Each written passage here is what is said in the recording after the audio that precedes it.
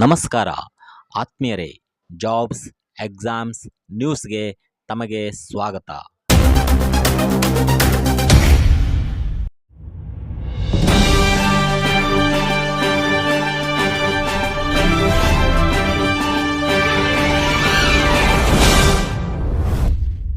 ಆತ್ಮೀಯರೇ, ಖಾಲಿ ಹುದ್ದೆಗಳನ್ನು ಭರ್ತಿ ಮಾಡುತ್ತಿಲ್ಲ ಎನ್ನುವ ಆರೋಪಕ್ಕೆ ಸರ್ಕಾರವು ಉತ್ತರ ನೀಡಲು ಹೊರಟಿದೆ. ನಿರುದ್ಯೋಗಿ ಯುವಕ ಯುವತಿಯರಿಗೆ ಭರ್ಜರಿ ಸಂತೋಷದ ಸುದ್ದಿಯನ್ನೇ ನೀಡಿದೆ.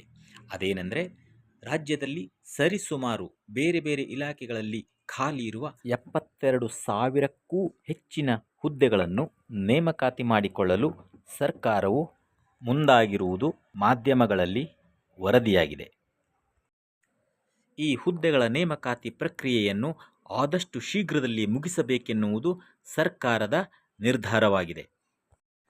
ಅಧಿಸೂಚನೆಗೆ ಸಂಬಂಧಿಸಿದ ಮಾಹಿತಿಯನ್ನು ಮುಂಬರುವ ವಿಡಿಯೋಗಳಲ್ಲಿ ತಿಳಿಸಲಾಗುವುದು. ಆದ್ದರಿಂದ ಈ ವಿಡಿಯೋವನ್ನು ಸಬ್ಸ್ಕ್ರೈಬ್ ಮಾಡಿಕೊಳ್ಳಲು ಮರೆಯದಿರಿ. ಈ ಸಂತೋಷದ ಸುದ್ದಿಗಾಗಿ ಒಂದು ಲೈಕ್ ಇರಲಿ. ಈ ವಿಡಿಯೋ ನೋಡಿದ್ದಕ್ಕೆ ಹಾಗೂ ಸಬ್ಸ್ಕ್ರೈಬ್ ಮಾಡಿದ್ದಕ್ಕೆ ಧನ್ಯವಾದ. ಮತ್ತೆ ಸಿಗೋಣ.